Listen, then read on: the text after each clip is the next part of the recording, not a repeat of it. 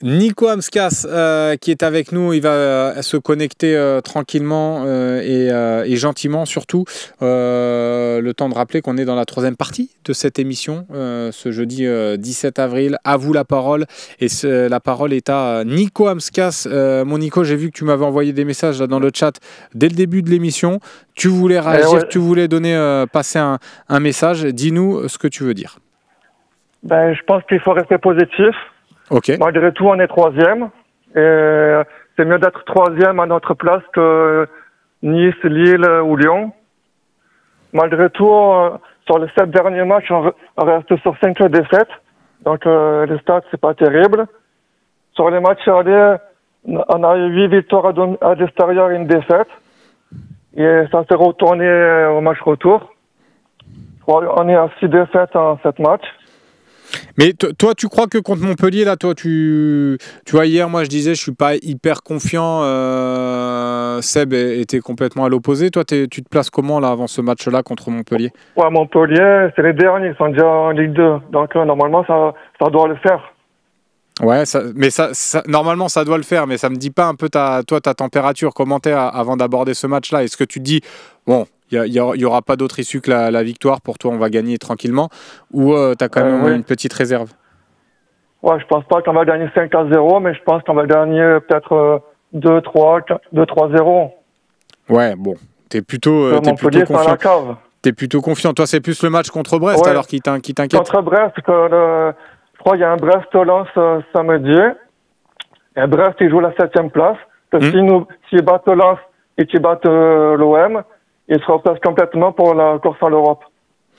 Ouais, non, mais c'est possible. Ils ont encore un coup à jouer. De toute façon, ils ont encore une carte à jouer dans ce championnat-là. Brest, même s'ils sont un peu loin, mais en tout cas, ce match-là contre Marseille, ils vont essayer de le jouer à fond. Écoute, merci beaucoup, Nico. Merci beaucoup pour ces stats-là. On a 2 appels en attente. Merci beaucoup, mon Nico, pour ton appel. On va passer aux auditeurs suivants. Excuse-moi, Marine, j'ai pas entendu le nom. En même temps, je parlais. Écoute, tiens, je vais prendre quelques messages en attendant que ça se connecte. Toucouloupt, le pseudo. Toucouloupt, il est marrant ce pseudo sur YouTube. Petite question, j'ai vu un peu les vidéos des autres clubs, genre Lyon. On voit des vrais copains. Nous, on a l'impression qu'il y a zéro complicité dans ce groupe. Ouais, zéro complicité, c'est pas vrai. Je vais vous dire, j'avais discuté avec des personnes de l'OM il y a pas si longtemps que ça, enfin, il y a quelques mois, avant qu'on ait évidemment la crise là, après le match contre Reims, mais avant ça, on faisait que de me dire que ça faisait des années qu'il n'y avait pas eu une aussi bonne ambiance dans le groupe, que vraiment ça se passait bien, notamment après le stage à Malmort. C'était quelques mois après le stage à Malmort, on m'avait dit vraiment honnêtement, il y a une vraie belle ambiance dans le groupe. Et c'est vrai que là, depuis ce qui s'est passé contre Reims, ça a pu casser quelque chose. Peut-être qu'il y a eu aussi certains accrochages aux entraînements qui ont pu peut-être un peu fragiliser les relations. Mais après, tu vois, après, je veux dire, la communication te montre un peu ce qu'elle veut. Je veux dire, Lyon te montre que les Cherki et la Casette s'entendent très bien. Bon, après, voilà, ça veut tout et rien dire. Je veux dire, ça, c'est des images. Peuvent te montrer ce qu'ils veulent, tu vois, pour te montrer qu'il y a une bonne ambiance aussi. Donc, comme le dit Geno, faut pas se faire avoir, arrêtez de vous faire avoir avec les vidéos des réseaux. Je vais vous dire, et je vous le dis souvent d'ailleurs, parce que je discutais, je peux pas dire son nom, mais je discutais avec une personne qui avait bossé au PSG à la communication du PSG, qui suivait le PSG dans tous les déplacements, tous les entraînements. À l'époque, il a vécu en plus la balance et l'arrivée du Qatar. Et il me disait, quand tu écoutais les conférences de presse, tu voyais les joueurs, les interviews, tu voyais les joueurs qui avaient envie d'aller chercher cette Ligue des Champions, tu avais l'impression que voilà, pour eux, c'était le Graal ultime. Et franchement, j'ai discuté avec lui, il m'a dit, mais ils en avaient rien à faire. Ils en avaient rien à faire. Donc voilà, il faut toujours se méfier un petit peu. C'est toi la taupe, en fait. Non, il faut toujours se méfier un petit peu des discours et de ce qu'on veut vous montrer aussi. Donc voilà, c'était juste la petite parenthèse. Et il me semble que j'ai Charlie. Je l'ai fait attendre un petit peu, désolé. Charlie, est-ce que tu m'entends, Charlie? C'est Charlie Goyard? Ouais, c'est ça.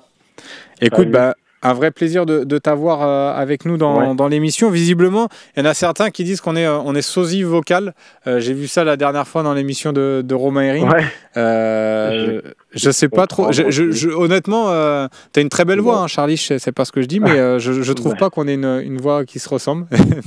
Mais bon, écoute. J'ai vu passer ça dans le chat la dernière fois et moi je trouvais ça plutôt marrant. Mais complètement. Mais du coup, c'est plutôt un bon clin d'œil, bon petit clin d'œil de la part des copains du chat. Et du coup, moi je voulais un petit peu parler de. On est vachement sur on attend un peu des solutions de la part de notre coach par rapport aussi un peu à l'effectif qu'on a. Est-ce qu'on repasserait pas en 4-3-3 voire 4-2-3-1? Moi je milite un peu ça. Alors c'est vrai que le côté laboratoire, comme tu disais, contre Montpellier, moi je trouve vraiment que c'est le moment un peu opportun parce que là je trouve qu'en fait on a, par rapport à l'effectif, on utilise quand même des joueurs qui jouent pas forcément à leur poste et face à Montpellier, j'espère qu'on va retrouver un peu de l'allant offensif aussi à l'image du match aller où moi je réintégrerai Harit dans un 4-2-3-1. Vous êtes beaucoup à me dire ça sur Harit. Alors je sais pas forcément dans quel état de forme il est, mais c'est quelqu'un qui est plus là depuis 5-6 mois, j'ai l'impression, depuis son match son expulsion contre Paris. Et en fait, je pense qu'il faut qu'on retourne un peu à des choses assez simples dans notre jeu, se rassurer, faire jouer avec justement les joueurs à leur poste et je pense qu'un Rabiot, comme tu disais, de retrouver Rabiot comme au match aller dans le cœur du jeu, à mettre pourquoi pas même alors Enrique, ça me paraît quand même compliqué, mais moi je ferai confiance à Jonathan Rowe sur le côté gauche. Je pense que c'est quand même toi ça t'a rassuré son match contre Monaco en percussion sur le côté gauche et Harry en 10, Greenwood à droite et puis Amin Gouiri devant.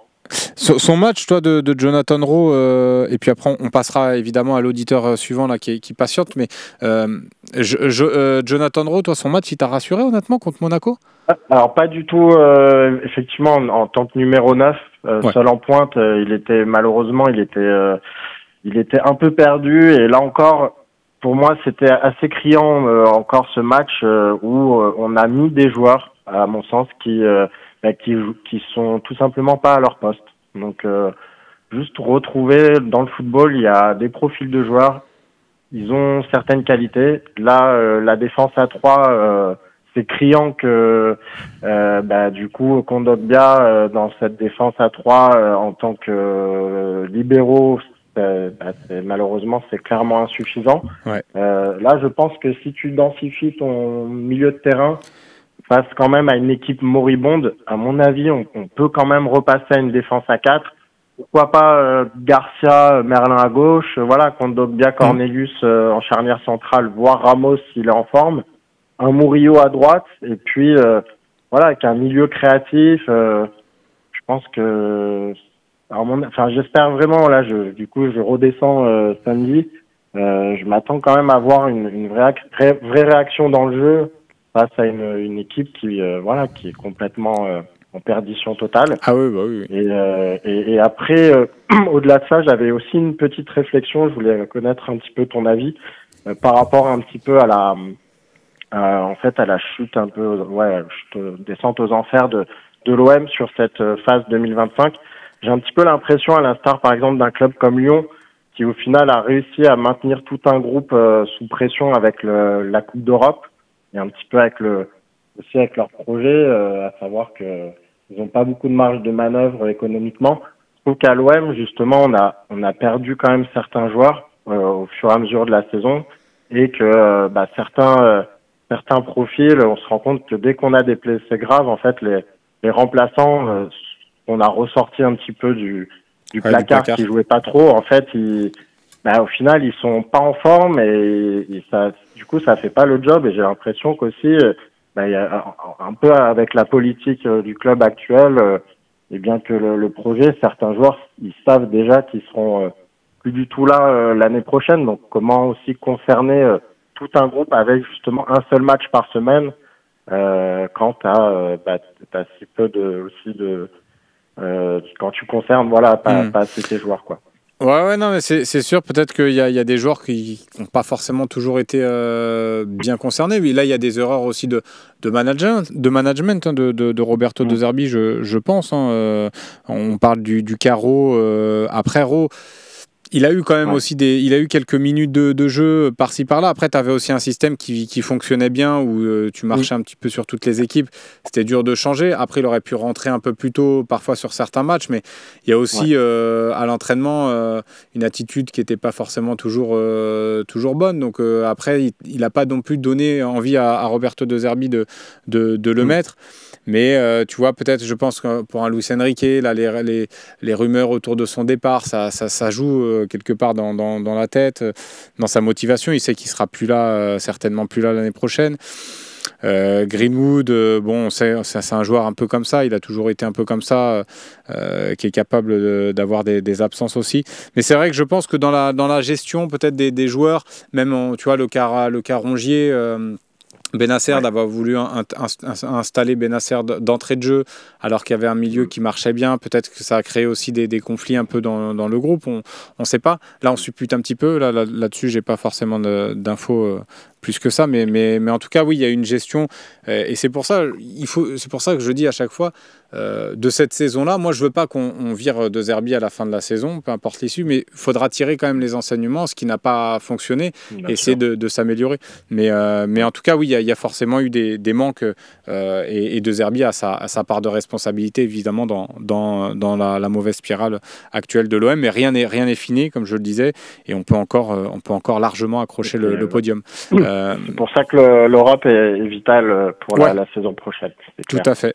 Mais écoute, merci beaucoup Charlie. Merci beaucoup pour ton appel. Et puis passe une bonne journée. Et puis peut-être qu'on aura l'occasion de se croiser devant le Vélodrome avant ce match contre Montpellier, puisque tu y seras samedi soir. On va passer au dernier appel avec Daniel. On a un petit peu joué la prolongation, on a un petit peu débordé. Mais écoute Daniel, est-ce que tu es avec moi? Alors peut-être je lançais un peu trop tôt pour Marine. Je m'en excuse, je me suis un petit peu emballé là-dessus. Mais voilà, oui, tiens, il y en a beaucoup qui me parlent de Harit, qui aimeraient voir Harit dans le chat. Il y en a beaucoup qui aimeraient voir Harit. Et ben écoutez, je suis assez surpris parce qu'il est quand même très critiqué. Quand il jouait, il était quand même très critiqué. Maintenant qu'il joue plus, tout le monde veut le voir. Assez surprenant. Daniel, tiens, qui est au téléphone avec nous. J'imagine que c'est mon Daniel, c'est mon OM13. Dis-moi, Daniel, déjà comment tu vas? Tu imagines bien. Eh oui, comment tu vas, Daniel? Ça va bien, dans l'attente après-demain de ce match que j'espère étant comme un déclic, pourquoi pas? Ah oui, on l'espère ce déclic-là, mais toi tu penses qu'il peut venir de qui, de quoi, d'où le déclic samedi? Écoute, le problème c'est qu'on ne sait pas trop en fait ce qu'a dans la tête Roberto. Est-ce qu'il va vouloir rester, on l'a dit 20 fois, sur ces mêmes lignes, ou est-ce qu'il va vouloir un petit peu quand même innover? Moi, je voulais savoir surtout ce qu'on pouvait penser d'une attaque centrale Guiri-Mumbagna, même si Mumbagna n'a pas forcément la condition physique, mais on rencontre Montpellier, et tout respect à eux, mais quand même c'est Montpellier. Et Secondo, en appui, en attaque, est-ce qu'il peut pas jouer un rôle déterminant pour Guiri? Qui tournerait un peu autour. Je ne sais pas ce que tu en penses. Pour moi, il faut quand même changer les choses devant, quand même. Ouais, après, moi, Mumbagna, je suis pas hyper convaincu. Après, ça reste un bon point d'appui. Mais après, on l'avait vu aussi, il a quand même certaines limites, certaines carences techniques. Oui. Je trouve aussi ce joueur-là. Et puis là, il est vraiment à court. Il a pas joué depuis son entrée contre Brest. Il a une grave blessure. Je pense qu'il faut le remettre tout doucement sur le terrain. Je pense que déjà, je suis même pas sûr qu'il soit prêt tout de suite à jouer. Mais pour l'attaque, c'est ce qu'on disait un petit peu, et Charlie Goyard aussi a donné un peu son équipe et dans le chat. Pourquoi pas changer l'attaque et surtout l'animation, tu vois, globale de l'équipe. Ouais. Mais tu vois, j'ai envie d'avoir ton avis parce que sur Harit, toi, quelle est ta position là-dessus? Parce qu'il y en a beaucoup qui le réclament titulaire. Alors, déjà, bon, sur Harit, déjà, il y a une chose que je comprends pas, c'est un peu son historique de soi-disant de sa blessure. Pour moi, c'est une blessure diplomatique. Il y a eu quelque chose qui est passé et quelque chose qu'on ne sait pas, dont on n'est pas au courant. Pour moi, c'est pas logique qu'on parle de simple blessure. Ça, c'est pour le passé. Et aujourd'hui, moi, je pense pas que ce soit forcément la solution. Je pense pas. Tu parles de Moumbagna. Harit n'a pas joué depuis combien? 5 mois maintenant, je crois, hein, de mémoire. Ouais, c'est pour ça que moi je le mettais pas dans mon équipe. Voilà, moi je le mets pas non plus parce que pire que Moumbagna qui pourrait jouer un rôle un petit peu là au milieu de l'attaque, Harit il a besoin quand même, c'est un créateur au niveau des espaces, il a besoin de vitalité dans son jeu, et il n'a pas joué depuis 5 mois. Donc je vois pas comment un gars qui est là pour distribuer le jeu, aérer le jeu, etc., pourrait être efficace, même si c'est Montpellier, en rentrant comme ça. Alors qu'il rentre, pourquoi pas un quart d'heure à la fin, si le score nous est favorable, pour se mettre en jambe pour les 4 matchs qui resteraient, pourquoi pas. Mais je le vois pas titulaire au départ. Voilà, ça me dit rien, quoi. Je le sens pas apte physiquement à pouvoir faire pencher la balance pour une rentrée au tout début d'un match. Ouais, je suis plutôt d'accord avec le message. Je suis d'accord avec toi d'ailleurs, Daniel, sur ce cas-là. Et Jamal qui dit, je pense qu'Harit doit peut-être rentrer sur les 20 dernières minutes à la rigueur. Ouais, tu as raison, il est plutôt d'accord avec toi. Mais écoute, merci beaucoup Daniel pour ton coup de fil. Merci d'être venu dans notre émission ce matin. Toujours un vrai plaisir d'échanger football et d'échanger OM avec toi. On va rendre l'antenne dans pas longtemps. Est-ce que on se fait le petit quiz quand même? Est-ce que vous êtes pressé d'aller manger ou pas dans le chat? Est-ce que je vous libère ou est-ce que on fait quand même le petit quiz pour terminer en beauté? Ou sinon on passe à autre chose et puis Saona a décidé, ça sera le quiz. Je mange déjà Alex Von Tirol. En fait, je vais pas vous mentir, c'est moi, j'ai hyper faim. Je voulais m'extirper, mais c'est pas grave, je vais devoir le faire. Non, je plaisante. Je vais le faire. On l'a préparé de toute façon, donc on va le faire.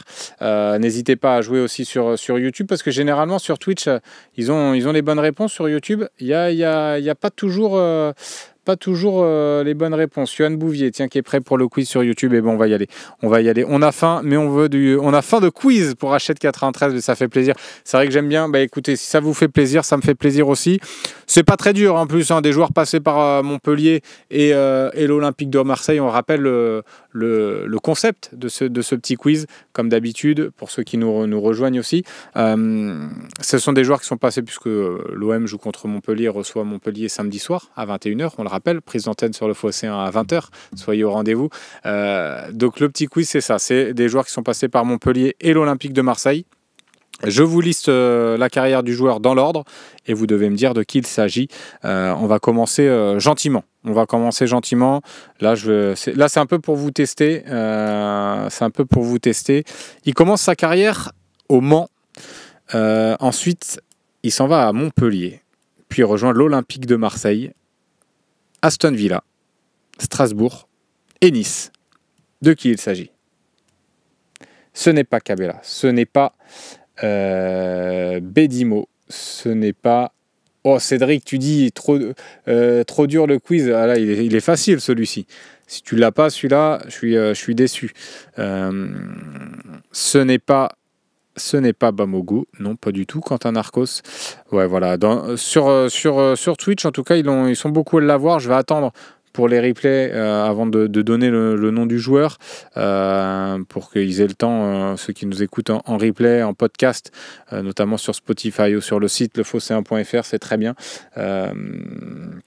Ce n'est pas Sauzé, Cédric. Et voilà, Samir Kudi qui a la réponse sur YouTube. C'était bien Morgan Sanson, qui n'aura pas laissé un souvenir impérissable à l'Olympique de Marseille.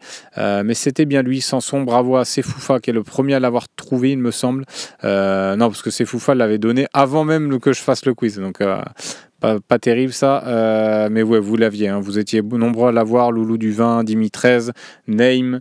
Ralimar, Nico Amskas, Véronique Sanson, Alicator, Rémi Villa, Undiz. Bravo, j'ai compris la petite vanne.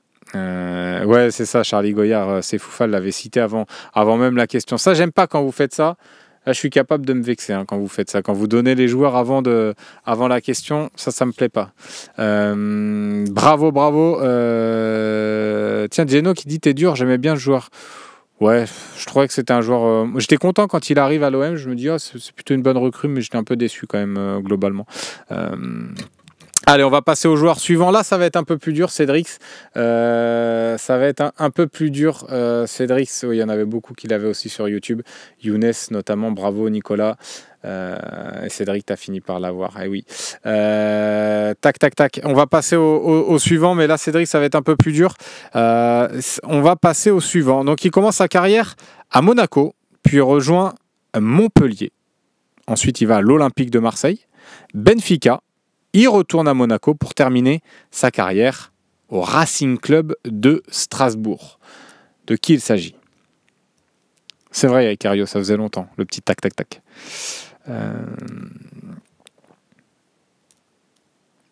Ah, il est là, mon Jesse. Bravo, ce qui est le premier à l'avoir trouvé, Jesse Las Vegas.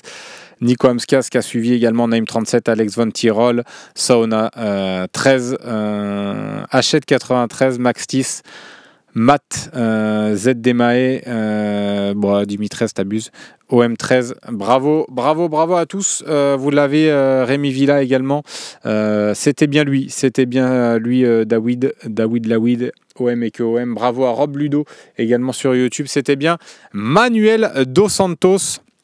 Je l'aimais bien ce joueur-là, mais j'étais un peu jeune pour avoir du recul footballistique vraiment, mais je sais pas, ça m'évoque des choses.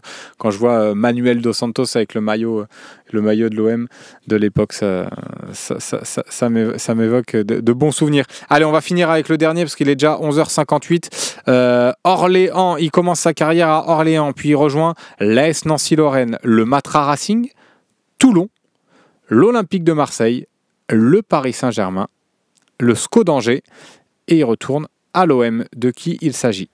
Non, ce n'est pas Franck Sauzé, ce n'est pas Karim Ziani, ce n'est pas Habib Bamogo, ce n'est pas La Brune, non, encore moins Elbrog.